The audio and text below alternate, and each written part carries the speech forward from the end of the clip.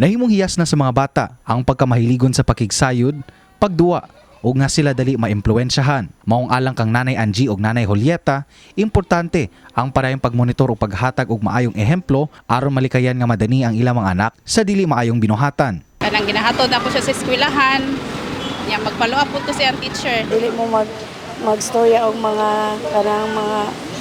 ngilad nga istorya nga kanang mga dungog sa bata kay Tungod sa sunod-sunod nga mga insidente sa kapintas nga naglambigit og mga menor de edad, mas gipahugtan karon nila Angie o Julieta ang pagbantay o paggiya sa ilang mga anak. Matod ni Cebu City Police Office Police Major Marvin Fegarido, dako ang papel sa mga ginikanan sa pag-umol sa responsableng pamatasan sa mga kabataan ug sa pagsiguro sa ilang kaluwasan. Dugang niya, aduna say tulubagon nga legal ang mga ginikanan kung ang ilang anak makalapas sa balaod. So ang bata dili pwede nga masilutan but ang parents pwede siya nga masilutan.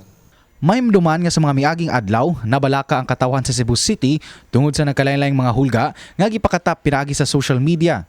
Lakip niini ang online threat nga gipuntirya ang Inayawan National High School nga sumala sa investigasyon sa kapulisan, gipadalaw sa usa ka 13 anyos nga kanhi estudyante sa maong tunghaan. Tungod kay minor de edad ang sospetsado, gitugyan kini sa buhatan sa DSWD aron mahatagan sa hustong interbensyon. Sumala sa kapulisan, 5 ka security threats na ang ilang natala niining malabay nga mga adlaw. Samtang gipasabot ni Oriol nga taliwasan ng kadaghang mga insidente nga naglambigit og mga minor de edad, wala pay mga pagtuon o pagpamatuod nga nagpakita nga ang online games mo'y hinungdan sa pagkabayolente sa mga bata. Apan matod niya, posible nga dunay psikolohikal nga epekto ang pagdula og online games ilabi na sa mga bata. You can be charged also for neglect with the supervision over the minor. May paambit sab si Deputy Provincial Director for Operations Cebu Provincial Police Office kon CCPO, Police Lieutenant Jose Rovic Villarin sa iyang pamahayag kabahin sa pagban sa mga cellphone sa mga tunghaan. But most advantageous ni why kay ipin case ang ato mga bata og naa sila sa teteening condition, they can text the parents. Tungod sa sunod-sunod nga mga pagpanghulga nga nasinati karon sa Sugbo, mas gipahugta na karon sa kapulisan ang seguridad sa mga pampublikong tunghaan. Matud pa ni Deputy Director for Administration CCPO Police Lieutenant Colonel Franco Rodolfo Oriol, human sa gihimong tigom uban ang mga opisyales sa DepEd, kapulisan ug Cebu City Government, nakadesisyon sila nga mopalit og mga metal detectors aron mas mapaligon ang seguridad sa mga eskwelahan.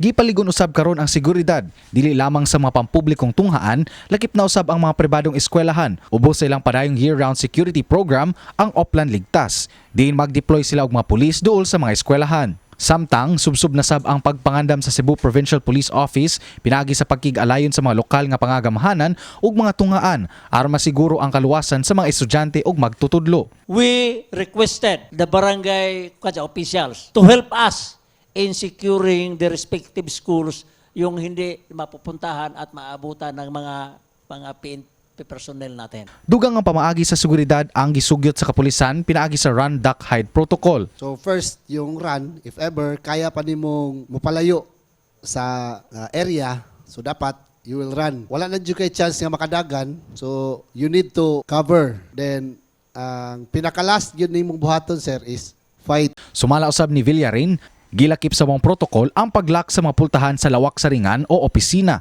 pagpalong sa mga suga, pagpadayon sa kahilom sa mga tawo sulod sa lawak ug ang pagbutang og push to open doors aron mapaspas ang pagbakwit samtang masiguro nga masirad ang mga lawak nga nagatubang sa aktibong hulga. Gihimugatan sa kapulisan nga ang pagsiguro sa kaluwasan dili lang trabaho sa law enforcement, ingon man ang mga ginikanan ug tibok miyembro sa komunidad.